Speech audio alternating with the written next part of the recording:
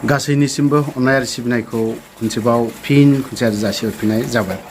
Actually बे स्टेटमेन्टआ मालानिथाय दिपेन बर' बिथांनि बे दाननि 29आवहाय मोनसे धरना ना माबा मोनसे बेफोरबायदि हाबाफारि लागोन होनना बुंदों।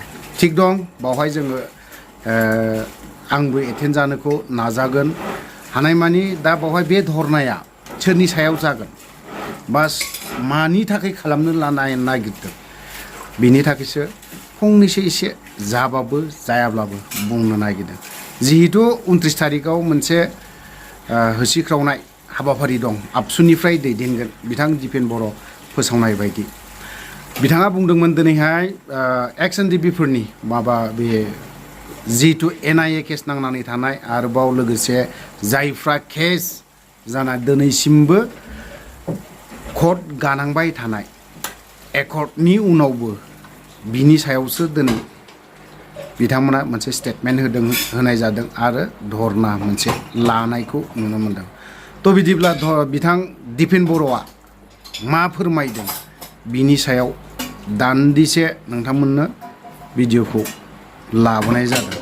थ' बिदिब्ला नोंथांमोना एसे दान्दिसे बिथांनि जाखिनि बाथ्रा बुंनाय बेखौ एसेब्लाबो खोनासंनानै नायदो।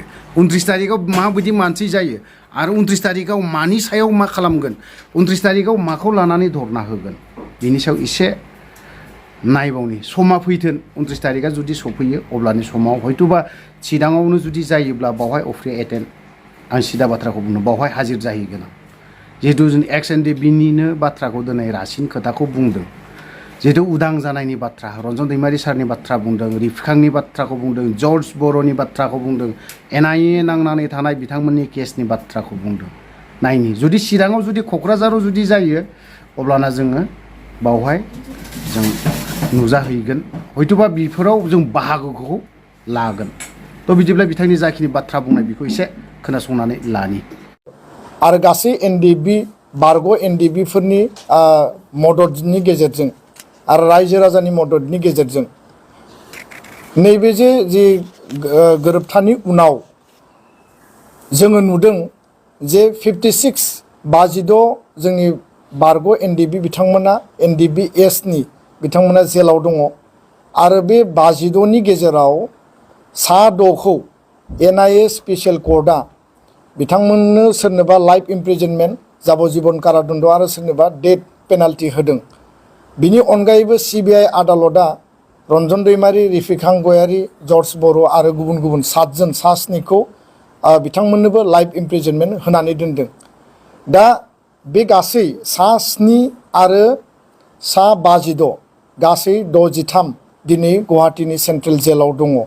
दा बे गासै माने जि थासारिखौ जोङो न'खरनिफ्राय जिखिनि जों मिथिबाय आरो न'खरजों जिखिनि जोङो रायलायबाय, न'खरनि सुबुंफोरा जेब्लानो लोगो हमहैयो बै जोंनि बारग' ndfbफोर जायफोर जेलाव दङ बिथांमोना न'खरनि सुबुंफोरनो क्लियारै फोरमायदों आरो न'खरा जोंनो फोरमायफैदों जे NIA कर्टआ बिथांमोनखौ हियारिं आरो ट्रायलनि थाखाय जेब्लानो NIA माने एजेन्सिया कर्टआव लानानै थाङो स्पेसियेल कर्टआव, बिथांमोनखौ मेन्टेल आरो साइकोलजिकेल प्रेसार होनाय जायो, माखासे माने हेरेसमेन्ट माने बिथांमोनखौ होनाय जादों आरो बिनि थाखाय बिथांमोना दिनै गाज्रि अबस्थायाव दङ, गाज्रि थासारियाव दङ।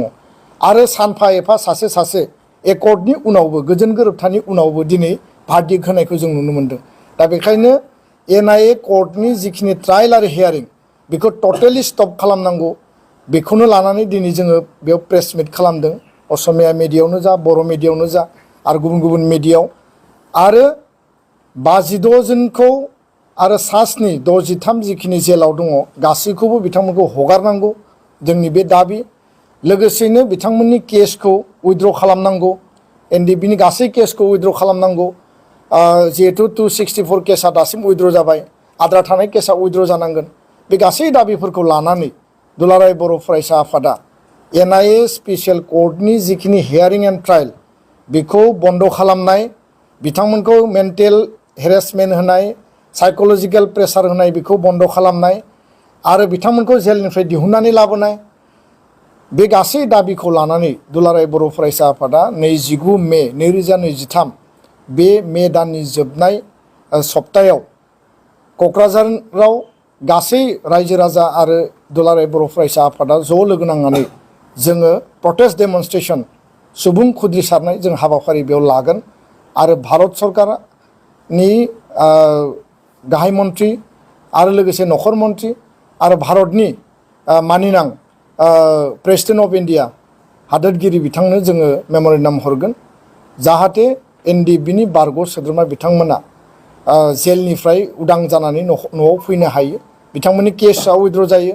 हाइनियास नन हाइनियास गासैबो केसआ नन हाइनियासआ उइद्र' माखासे जाबावनांगोन आरो लोगोसे हाइनियास केसआ केस बाय केस उइद्र' जानायनि बाथ्रा दंमोन बियो दाबो आराम्भ जायाखै आरो जेलाव थानाय मानसिफोरखौ हेरेसमेन्ट होनाय एनआइए कर्टआ हेरेसमेन्ट होनाय बे टटेलि स्टप जानांगोन दा बेखौनो लानानै जों दिनै बे बाथ्राखौ जों फोसावबाय आरो गासै रायजो राजा बारग' एनडिएफबि एबसुनि गासै मावथि बिबानगिरिफोरखौ 29 मेआव दुलाराय बर' फरायसा आफादनि हांख्रायनाय बायदि बे दाबिखौ लानानै सोमावसारनायाव बाहागो लानो थाखाय आं बयखौबो गंग्लायै खावलायबाय गोजोन्थों।